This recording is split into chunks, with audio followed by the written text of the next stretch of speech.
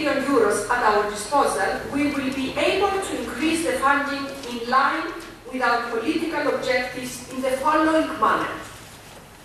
For higher education, including tertiary vocational training, we can increase by 85 to 95% compared to current spending.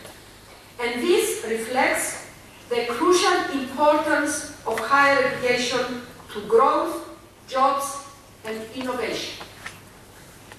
Vocational training and adult learning can increase by 50 to 60% compared to the current spending. Schools can see their funding increase by 40 to 55%. Youth, beyond, of course, the benefits they already receive in other sectors, can see an increase of up to 40%. And the international dimension of higher education can increase by around 17%.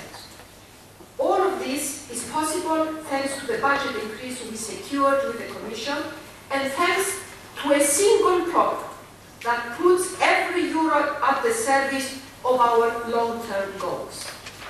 A single program allows us to simplify our work so that people throughout Europe can understand what we do and easily apply for funding.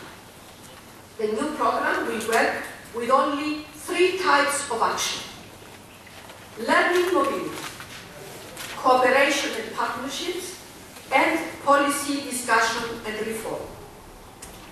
Learning mobility will attract the biggest share of the total budget, 65% of the budget. I am convinced this is the right choice because mobility is where Europe makes a real and lasting difference in people's lives. It is a vital tool for modernizing our education institutions at all levels across the whole of Europe.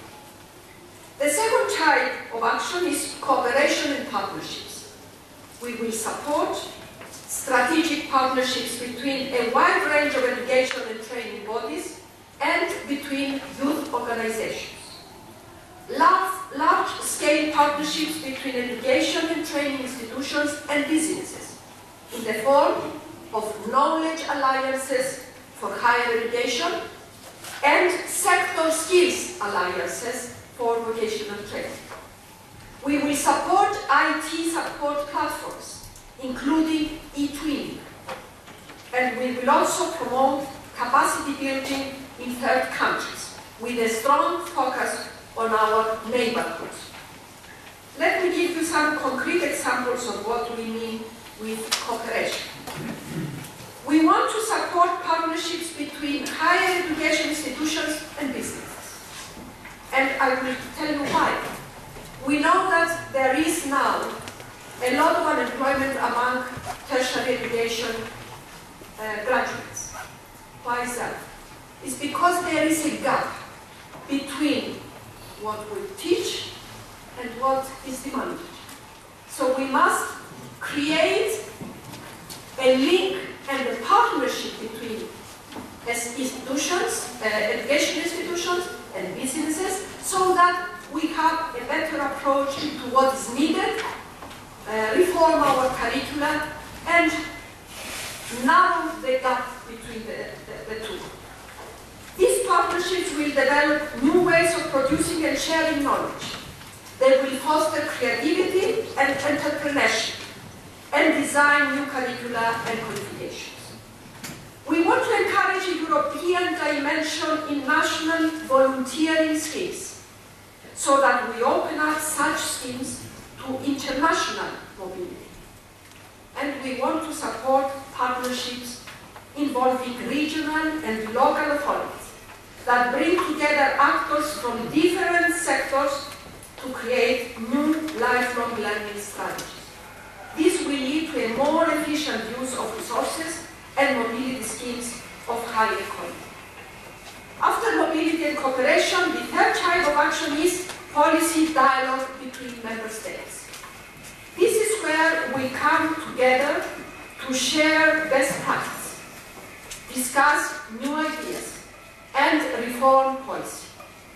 To achieve our long-term goals in education and training, we need intelligent policy making, strong country analysis, and multilateral surveillance. Learning from each other at European level has always improved the quality of our investment and encouraged member states to design innovative policies.